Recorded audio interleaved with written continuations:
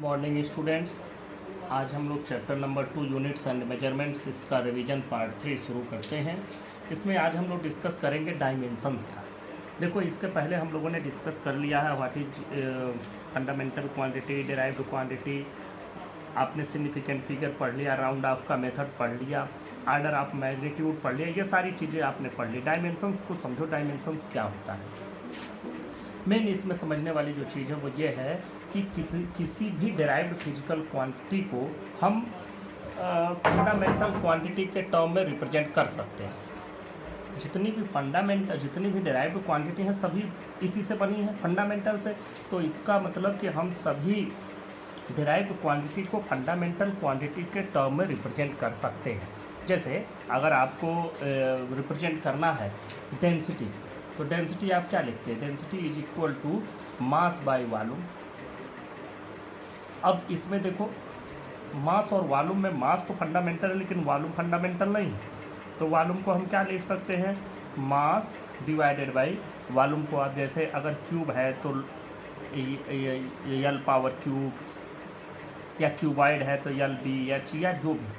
तो अब देखो यहाँ ये भी लेंथ हो गया, ये भी डिस्टेंस, ये भी डिस्टेंस, मतलब ये तीनों एक ही क्वांटिटी को रिप्रेजेंट कर रहे हैं और वो है डिस्टेंस, या जिसको आप कह सकते हैं लेंथ। तो इस तरह से हम देखते हैं कि अब ये पूरे फंडामेंटल क्वांटिटी के टर्म में ये डेंसिटी को रिप्रेजेंट कर दिया गया।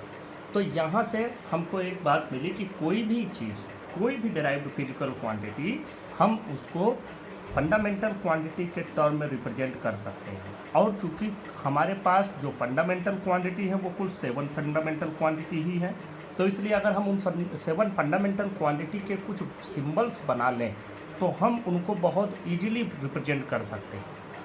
तो डायमेंशंस में हम लोग क्या समझ रहे हैं? अभी भी डायमेंशन मैंने आपको नहीं समझाया, व्हाट इज डायमेंशन, अभी मैंने उसकी बात नहीं की। अभी मैंने सिर्फ और सिर्फ इतनी बात की है कि we can represent any derived physical quantity in terms of fundamental physical quantity. तो पहले तो हम लोग इसके सिंबल्स बनाते हैं और वो सिंबल देखते हैं क्या बनते हैं। देखो, ये सिंबल्स हमने बना लिए। ये सिंबल्स क्या है? जैसे लेंथ के लिए हमने एक सिंबल ले लिया L, और इसके लिखने का एक प्रॉपर तरीका, और वो तरीका क्या है कि हम इसको स्क्वायर ब्रैकेट में ही लिखेंगे। कोई भी चीज़ जो हम सिंबल यूज करेंगे ये स्क्वायर ब्रैकेट में ही लिखेंगे। कोई ये वाले ब्रैकेट जो करली ब्रैकेट या ये ब्रैकेट, ये सब ब्रैकेट नहीं यूज किए जाएंगे, ओनली स्क्वायर ब्रैकेट यूज। तो और हम लोग देखो, लेंथ, मास, टाइम, टेम्परेचर, सबसे मेन तो यही 4 है। मेन तो आपके ये 3 ही होते हैं, लेंथ, मास, टाइम। बाकी टेम्परेचर इसको केल्विन में मेजर करते हैं तो K से, करंट एम्पियर में मेजर करते हैं तो A से। यह 2 ऐसे हैं जो कि साइंटिस्ट के नेम से हैं, तो इनको भी हमने कैपिटल लेटर में ले लिया। ल्यूमिनस इंटेंसिटी कैंडेला में मेजर करते हैं तो इसका स्मॉल CD, और amount of substance small MOL। ये सभी चीज़ें स्मॉल लेटर में ही हैं, बाकी ये इतने पूरे आपके कैपिटल लेटर में हैं, स्क्वायर ब्रैकेट में हैं। तो ये हो गए सिंबल। इन सिंबल्स को यूज करके अब हम लोग किसी भी डिराइव्ड फिजिकल क्वांटिटी को फंडामेंटल क्वांटिटी के टर्म्स में रिप्रेजेंट कर सकते हैं। जैसे अब मैं बात करता हूँ, अभी मैंने डेंसिटी की बात की। अब देखो डेंसिटी, इसको जरा एक चीज़ और भी समझो। लेंथ में थोड़ी सी कंफ्यूजन बच्चों को रहती है। लेंथ मतलब डिस्टेंस, इसी का मतलब डिस्प्लेसमेंट, इसी का मतलब लेंथ, ब्रेथ, हाइट। कहीं भी कोई भी दूरी अगर आप मेजर कर रहे हैं, चाहे उसका नाम हम लेंथ जानते हो, चाहे उसका नाम हम ब्रेथ जानते हो, चाहे उसको हम डिस्टेंस के नाम से जानते हो, उन सभी के सिंबल के टर्म में हम लोग सिंबल की तरह से उसके हम यल ही लिखेंगे, कैपिटल यल। तो बात करते हैं डेंसिटी की। डेंसिटी अभी हमने लिखा मास बाई वॉल्यूम। अब इसको जरा समझो, मास का सिंबल क्या बनेगा? मास का सिंबल बनेगा capital M, divided by volume क्या होगा? Length into breadth into height, और तीनों मेजर किए जाएंगे लेंथ के ही टर्म में, मतलब सभी के सभी डिस्टेंस जैसे ही हैं। तो हम इसमें क्या लिखेंगे? लेंथ, ब्रेथ, हाइट, तीनों का यल लिखेंगे। तो ये हो जाएगा L पावर 3। और जब हम इसको ऊपर ले जाएंगे L पावर 3 को, तो ऊपर ले जाने पर पावर हो जाती है नेगेटिव। अब ML पावर -3, और इसको पढ़ेंगे कैसे? आप पढ़ेंगे ML -3। आप ऐसे नहीं कहेंगे कि ML power -3, no, you have to pronounce it ML -3। आपको इसे उच्चारण कैसे करना है, ml-3।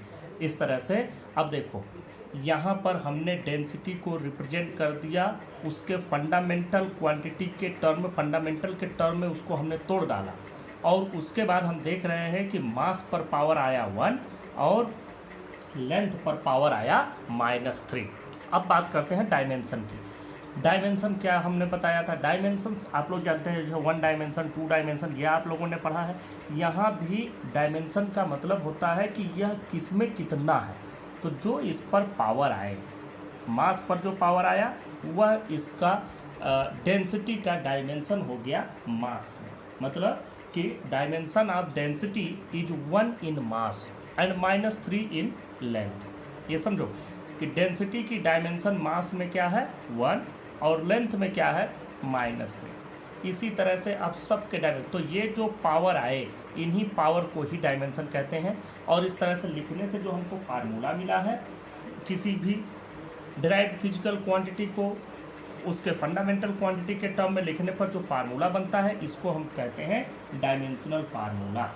तो इस तरीके से आपको डायमेंशन मिले और डायमेंशनल फार्मूला मिला। डायमेंशन का मतलब कि किस में कितना है, मास में 1 लेंथ में -3। और सबको ऐसे ही लिखेंगे, कोई भी अपान के फॉर्म में नहीं लिखा जाएगा, कोई भी कहीं भी रहेगा तो उसको हम ऐसे ही लिखेंगे, भले नीचे है तो ऊपर ले जाओ, और जब प्रोनाउंस करेंगे तो ml-3। अब जरा बात करते हैं यहीं से। अब हम आप लोगों को इसके कुछ डिफरेंट डायमेंशनल फार्मूलाज मैं आपको बता देता हूँ जो आपके प्रयोग में आने वाले हैं। लेकिन इनमें आप लोग ध्यान रखेंगे, जब आप क्लास 11 पर पढ़ रहे होते हैं तो क्लास 11 में बहुत सारी ऐसी चीज़ें मिलती हैं अलग अलग रेफरेंस बुक्स में तो सब कुछ दिया रहता है। आपके एनसीईआरटी में भी बहुत सारी चीज़ें दी हैं, तो सभी चीज़ें आपने पढ़ी नहीं हैं। जैसे जब आप क्लास 11 में अभी शुरू किए हैं तो अभी आपको ये नहीं पता व्हाट इज सरफेस टेंशन। किसी ने पढ़ लिया हो अलग से तो अलग बात है, नहीं पता है।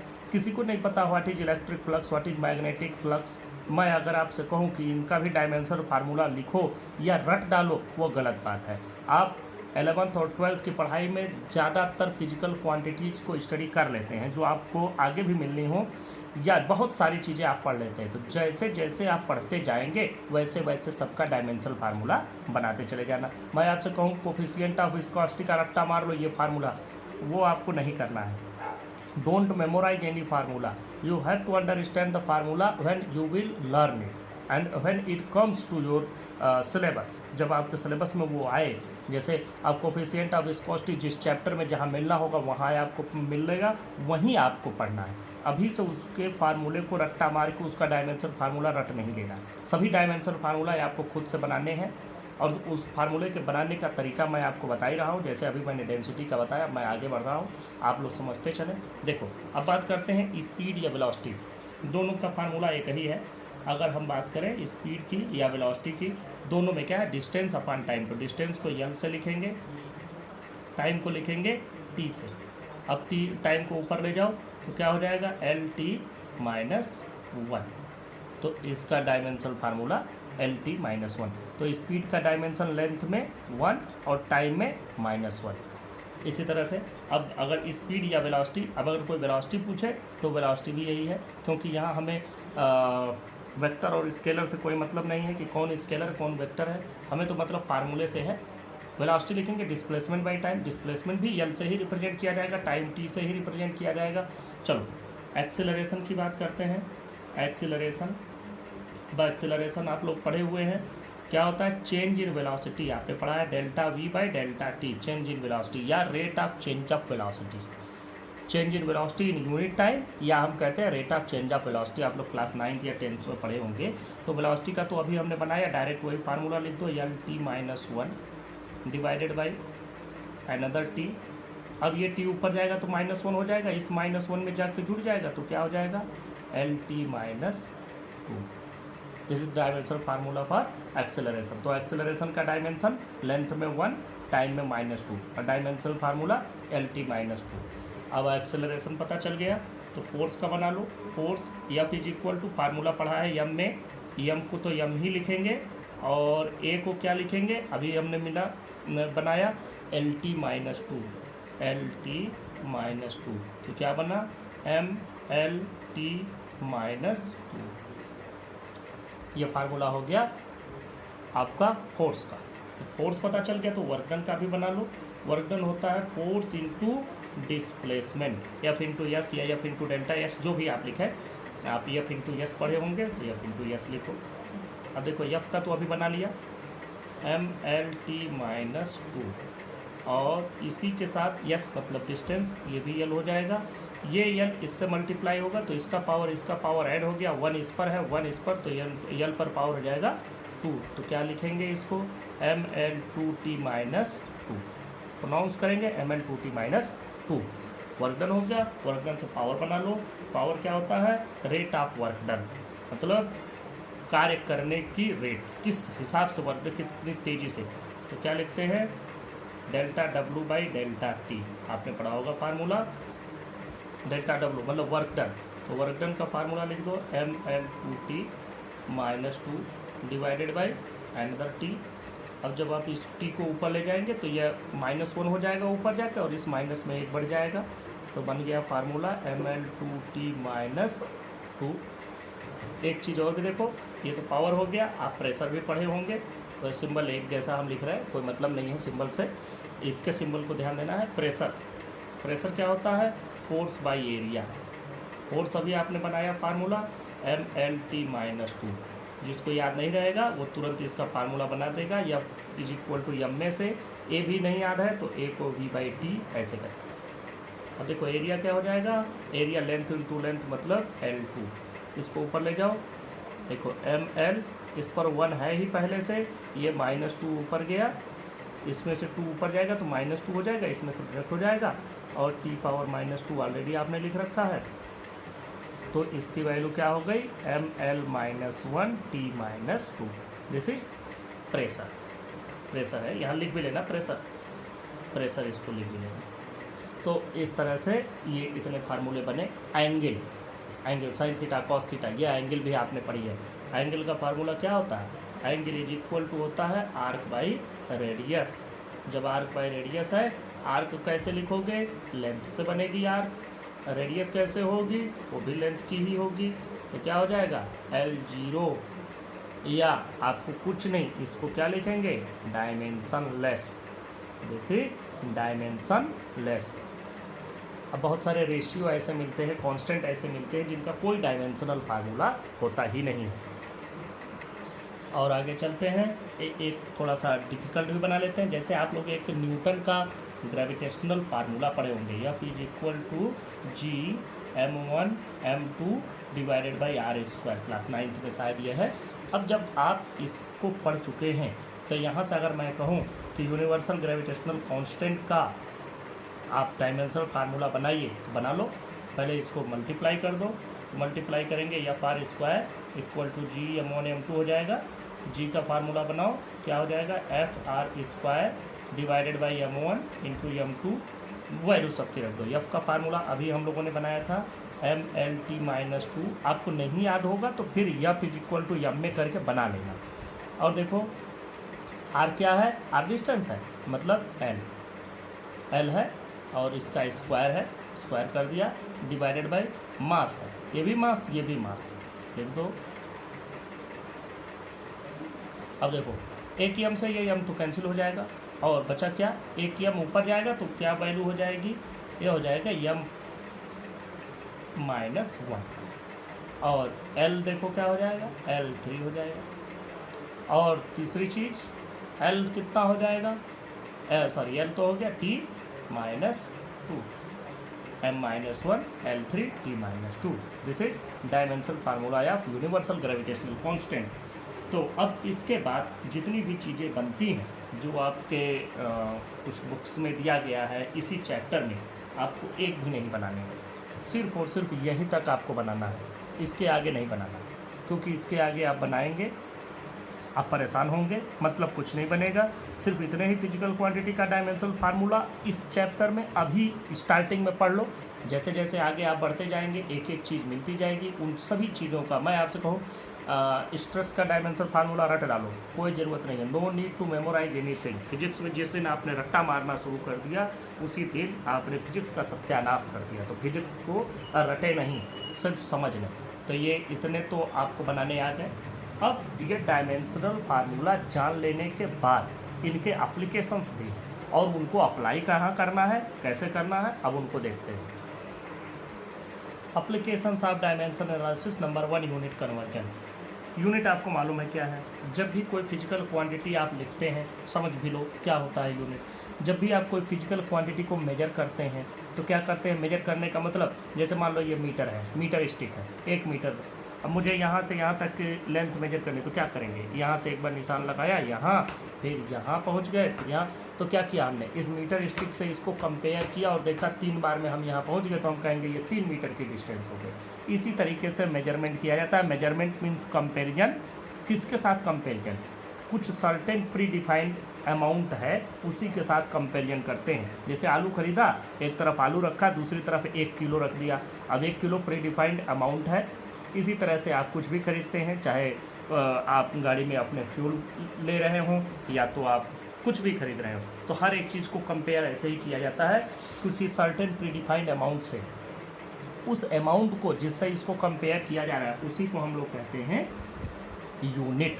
अब देखो यूनिट जैसे कोई वैल्यू जब हम लिखते हैं किसी भी क्वांटिटी की तो क्या लिखते हैं, quantity is equal to numeric value into unit. जरा समझो, मान लो हम लेंथ लिख रहे हैं 10 मीटर, तो 10 क्या है, न्यूमेरिक वैल्यू, m क्या है, इसकी यूनिट, लेंथ की यूनिट हो गई मीटर, 10 मीटर। इसी को हम ऐसे भी तो लिख सकते हैं, मीटर को सेंटीमीटर में बदल दो तो ये 10 × 100 सेंटीमीटर हो जाएगा, मतलब 1000 सेंटीमीटर। क्या मीटर को यूनिट को कन्वर्ट किया दूसरे यूनिट में तो न्यूमेरिक वैल्यू चेंज हो गई, लेकिन वैल्यू तो वही है। अगर हम इसको कहें कि ये n1 है और इसको कहें u1 है तो यह इसके बराबर ही तो है, मतलब यहाँ n2 है, जब हमने u1 को u2 किया तो n1 की वैल्यू n2 हो गई। तो इस तरह से ही अगर हम इसी को मिलीमीटर में बदल लें तो 10 और बढ़ जाएगा, इसमें 1000 की बजाय 10,000 हो जाएगा। तो इसका मतलब हम क्या देख रहे हैं, यूनिट बदलते जा रहे हैं तो न्यूमेरिक वैल्यू बदलती जा रही है, n1 u1 equal to n2 u2 equal to n3 u3 ऐसे करते चले जाएगा। तो हम लोग इसको ऐसे भी लिख सकते हैं n × u equal to constant. अगर कोई चीज़ n और n1 u1 equal to n2 u2 ऐसे है तो इसका मतलब कि न्यूमेरिक वैल्यू और यूनिट का जो प्रोडक्ट है वह कांस्टेंट है, चेंज नहीं हो रहा है। अगर चेंज होता तो यह इसके बराबर क्यों होता, तो ये और ये बराबर है, फिर अगला भी इसके बराबर होगा। इसका मतलब कि इन दोनों का प्रोडक्ट क्या है, एक कांस्टेंट वैल्यू दे रहा है। इस बात को समझ आया, ऐसे बहुत सारी चीज़ें मिलेंगी कि n × u कांस्टेंट है तो n1 u1 equal to n2 u2 लिख दिया जाएगा। तो इसका मतलब आपको समझ में आना चाहिए कि यह कांस्टेंट है, मतलब कि अगर हम इसको बदलेंगे तो ये भी बदल जाएगा। तो दोनों को बदलने से क्या होगा, प्रोडक्ट कांस्टेंट ही रहेगा। तो इस तरह से ये कांस्टेंट मिलता है। इसी को यूज करके एक यूनिट से दूसरे यूनिट में कन्वर्जन हमको करना है। ये मैंने यूनिट पे ज़्यादा बता दिया, लेकिन समझो यूनिट से कन्वर्जन कैसे करेंगे। आपने एक चीज़ सीखी होगी, जैसे अगर आपने 36 किलोमीटर पर आवर आपको दिया गया है, यह स्पीड आपको दी गई है, मान लो आपसे कहा गया convert it into metre per second, तो आप एक तरीका जानते हैं, क्या तरीका है, 36 × 5/18 और तुरंत फटाक से आप इसको कर देते हैं कि 10 metre per second. 36 kilometre per hour can be written as 10 metre per second. तो इस तरह से आप किलोमीटर पर आवर को मीटर पर सेकेंड में बदलना जानते हैं। ये शॉर्ट मेथड है। अगर किसी को शॉर्ट मेथड नहीं पता है, लॉन्ग मेथड से आप कैसे बदलते थे, 36 क्या है, किलोमीटर पर आवर, इसका मतलब ऊपर किलोमीटर डिवाइडेड बाई आवर। तो किलोमीटर को अगर मीटर में बदलना है तो कैसे बदलते थे, इसमें 1000 से मल्टीप्लाई कर दिया तो यह किलोमीटर क्या बन गया, मीटर। आवर को अगर सेकंड में बदलना है तो आवर को पहले मिनट में बदलो 60 और एक एक मिनट में फिर 60 सेकेंड, तो इतना 60 और ये हो जाएगा सेकेंड। तो ये बदलू, फिर अगर इसको सॉल्व करोगे तो ये 5/18 ही आएगा। देख लो, 0 से ये 0 कैंसिल, 0 से ये 0 कैंसिल और 2 3 जा 6, 2 5 जा 10। अब आप देखो कि यह हमारा क्या हो गया, 36 × 5/18 ही हुआ। तो हम इतना बड़ा करने की जगह पर किसी को नहीं मालूम होता है ये वाला मेथड, तो वो इससे कर लेता है, जिसको ये मालूम है इससे किया। लेकिन ये कब तक के लिए, ये कहाँ तक के लिए, ये आपके क्लास 9th 10th तक ही ये कॉन्सेप्ट आप यूज करते हैं। लेकिन जैसे आप थोड़ा आगे बढ़ जाते हैं पढ़ाई में, वैसे ही आपको बहुत कॉम्प्लेक्स क्वांटिटीज मिलने लगती हैं, जिनका अब जैसे फॉर एग्जाम्पल अभी हमने कैपिटल जी का डायमेंशन फार्मूला बनाया। जी का डायमेंशन फार्मूला या जी का यूनिट आपको मालूम है क्या होता है? न्यूटन मीटर स्क्वायर पर केजी स्क्वायर, इतना होता है। अब अगर इसकी वैल्यू दी गई हो और उसको हम कहें कि कन्वर्ट करो किसी दूसरे यूनिट में, मीटर पर सेकंड में ले आओ, तो फिर आपके लिए बड़ा मुश्किल हो जाएगा कि कैसे ना 5/18 वाला फंडा चलेगा और ना ये वाला ये वाला तो चलेगा ही, लेकिन बहुत कॉम्प्लेक्सिटी आ जाएगी। यहाँ न्यूटन को बदलो, फिर मीटर को बदलो, न्यूटन में भी किलोग्राम मीटर पर सेकंड स्क्वायर, वह ये कॉम्प्लेक्स चीज़ हो जाएगी। तो ऐसी चीज़ों में जहाँ पर कॉम्प्लेक्स क्वांटिटीज होती हैं, जिनका यूनिट बहुत कॉम्प्लेक्स मिलता है, उनके यूनिट को एक यूनिट से दूसरे यूनिट में कन्वर्ट करने के समय हम लोग डायमेंशंस को यूज करते हैं, और डायमेंशनल फार्मूला के थ्रू वो चीज़ आसान भी हो जाती है। अब मैं आपको सबसे पहले यही मीटर पर सेकंड वाला और किलोमीटर पर आवर वाला ही पहले इससे आपको समझा रहा हूँ, इसको समझो। देखो यहाँ हमारे पास एक क्वेश्चन है। क्वेश्चन क्या है कि convert 36 kilometre per hour into metre per second, ये हमारे पास एक क्वेश्चन है।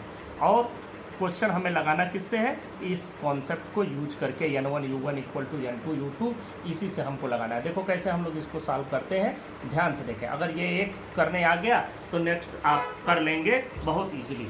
जरा समझो हम इसको कैसे करते हैं। हमारे पास ये वैल्यू दी गई है, तो इस वैल्यू को हम क्या मान लेते हैं? इसको मान लेते हैं n1 इज इक्वल टू 36। बस u1 इज इक्वल टू क्या दिया गया है? Kilometre per our. अब जरा सा ये स्पीड का डायमेंशन फार्मूला याद करो। स्पीड इज इक्वल टू होता है डिस्टेंस बाय टाइम, मतलब यह हमारे पास फार्मूला बनता है LT-1।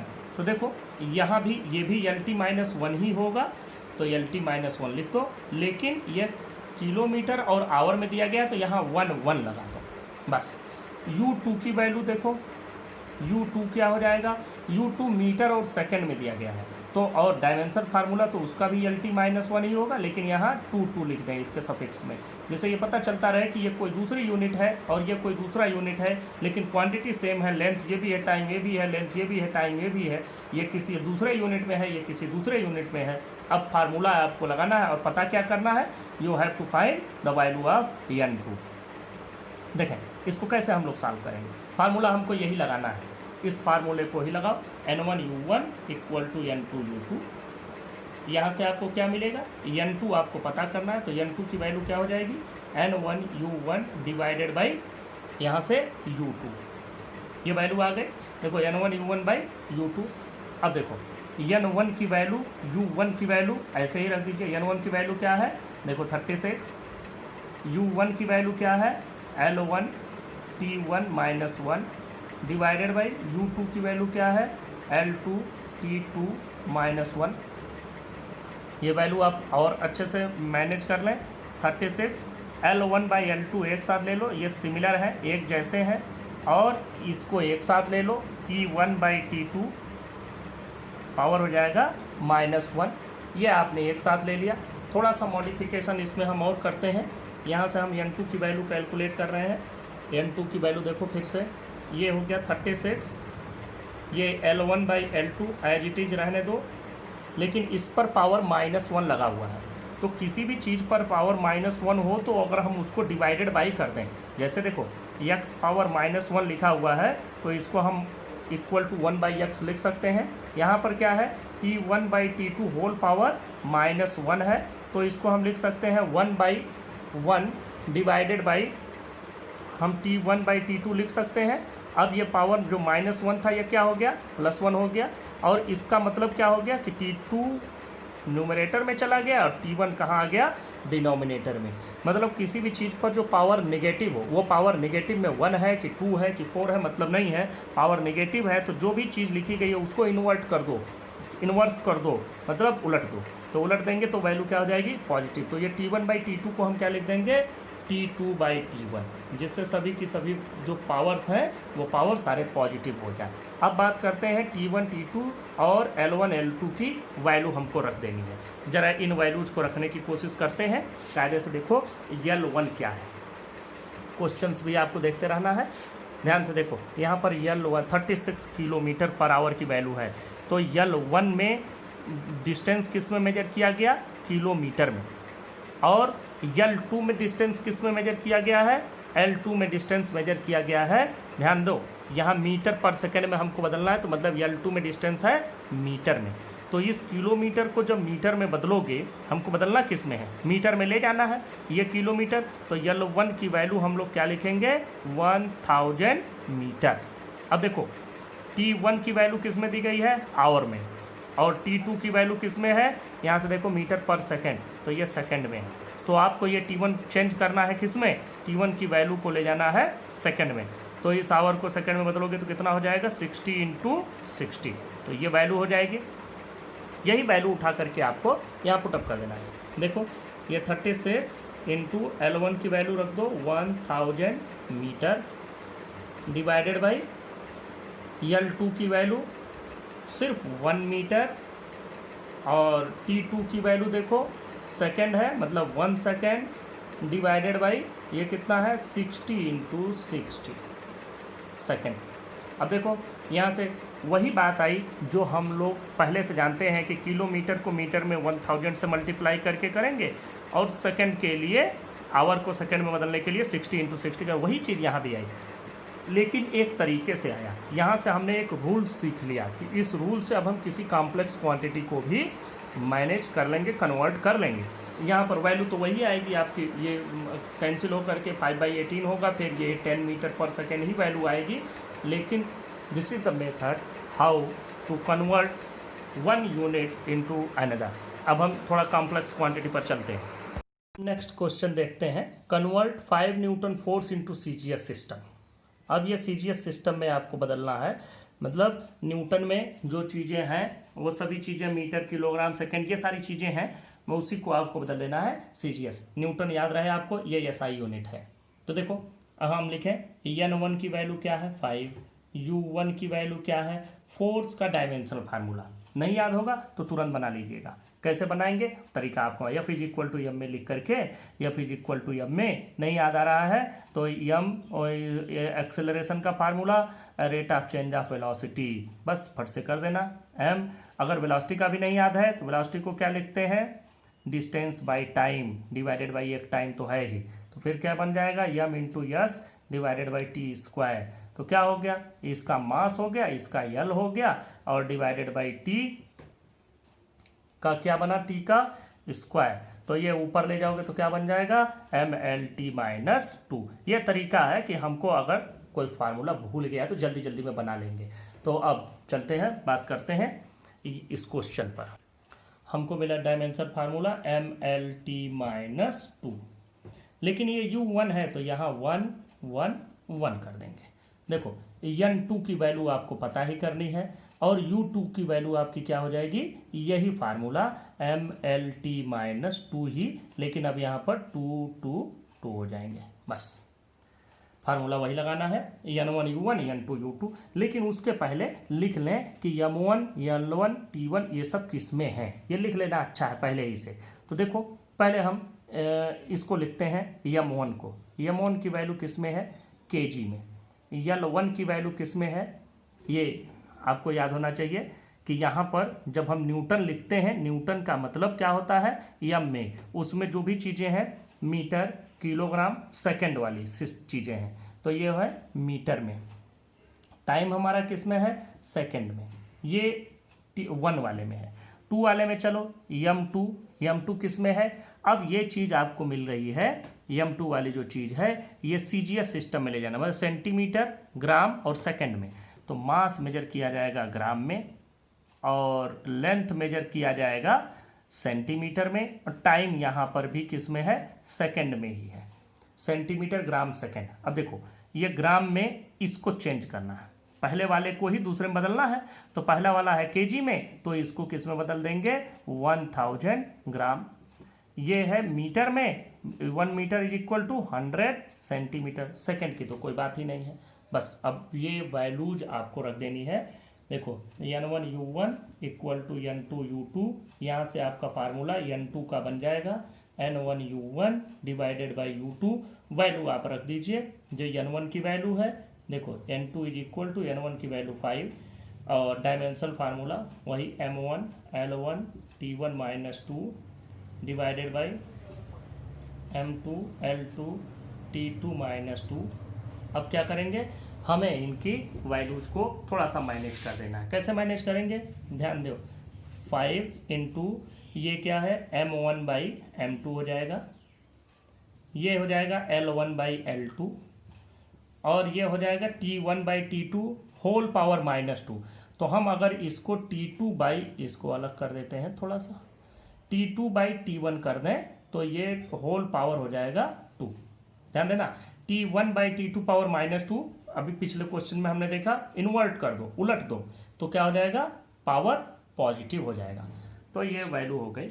अब सभी वैल्यूज को आप रख दें, n2 is equal to 5 into, देखो m1 की वैल्यू क्या है 1000 ग्राम, रख दो 1000 ग्राम, 1000 डिवाइडेड बाई em2, em2 की वैल्यू यहाँ कुछ है नहीं, हम 111 सबको मान लेंगे, तो ये हो जाएगा 1। अब ये ग्राम में हो गया।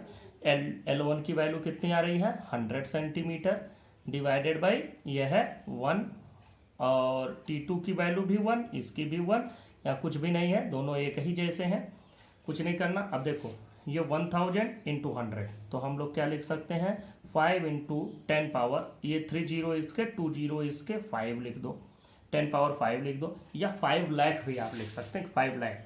तो आप जैसे चाहें कि चाहे चाहो तो लाख करोड़ में लिखो, चाहे 10 पावर में लिखो, 10 पावर लिखना ज़्यादा सही है, फिजिक्स के स्टूडेंट्स हैं, आपको साइंटिफिक नोटेशन यूज करनी चाहिए। ये वैल्यू हो गई। और देखो अब ये आया किस में, ये तो CGS में हो गया। अब मुझे याद है CGS में फोर्स को लिखते हैं डाइन, जैसे SI सिस्टम में फोर्स को लिखा जाता है न्यूटन, वैसे CGS में लिखा जाता है इसको डाइन, लेकिन आपको तो याद नहीं है। खैर आप भी पढ़ेंगे आगे, बार बार आएगा फोर्स तो आपको भी याद हो जाएगा कि हाँ फोर्स को हम लोग डाइन कहते हैं CGS में। लेकिन नहीं याद है तो क्या लिखेंगे, तो लिखेंगे कि डाइन नहीं याद है तो आप लोग लिखेंगे R इसकी जगह पर CGS यूनिट ऑफ फोर्स, बस। क्या 5 into 10 to the power 5 CGS unit of force, बस। अब फोर्स का CGS यूनिट जो भी हो, अब हमें याद होगा तो डाइन लिखेंगे, नहीं याद होगा तो हम ये लिख देंगे। ये क्वेश्चन हो गया। एक थोड़ा सा इससे भी कॉम्प्लेक्स क्वेश्चन देख लेते हैं। नेक्स्ट क्वेश्चन है convert 7 joule work into CGS system. सीधा n1 की वैल्यू लिखो 7, u1 की वैल्यू क्या हो जाएगी, u1 की वैल्यू हो जाएगी आपकी, जो इसका डायमेंशनल फार्मूला है मुझे याद है, मैं डायरेक्ट लिखता हूँ। फार्मूला होता है ml2t-2, तो ये 111 हो जाएगा। u2 की वैल्यू क्या हो जाएगी, वही वैल्यू हो जाएगी ml2t-2, लेकिन यहाँ पर क्या हो जाएगा 222 हो जाएगा। आपको वैल्यू क्या पता करनी है, n2 की वैल्यू आपको पता करनी है। यहाँ से देखो formula n1u1 equal to n2u2, और यहाँ से आपको n2 की वैल्यू क्या मिलेगी n1u1 बाई u2। सभी वैल्यूज को आप पुटअप कर दें।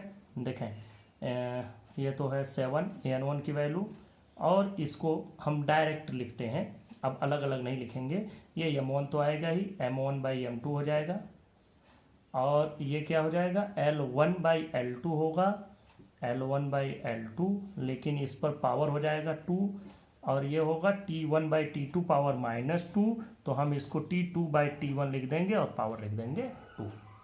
अब बस आपको कुछ नहीं करना, सीधा वैल्यू पुटअप कर देना है। तो n2 is equal to 7 into, देखो बात करते हैं m1 L1 की, ये जूल में है। जूल का मतलब हो गया कि इसमें मास, लेंथ, टाइम, तीन चीज़ें यूज हुई हैं। मास मतलब kg, लेंथ मतलब मीटर, टाइम मतलब सेकंड। और आपको बदलना किस में, CGS में। तो मास किस में हो जाएगा, मास हो जाएगा ग्राम में, लेंथ हो जाएगा आपका सेंटीमीटर में, टाइम तो वहाँ भी सेकंड ही रहेगा। तो ये kg क्या हो जाएगा 1000 ग्राम, मीटर क्या हो जाएगा 100 सेंटीमीटर, ये सेकंड ही है। तो वैल्यू रख दो, m1 की जगह क्या रखेंगे 1000 बाई 1, m2 की वैल्यू।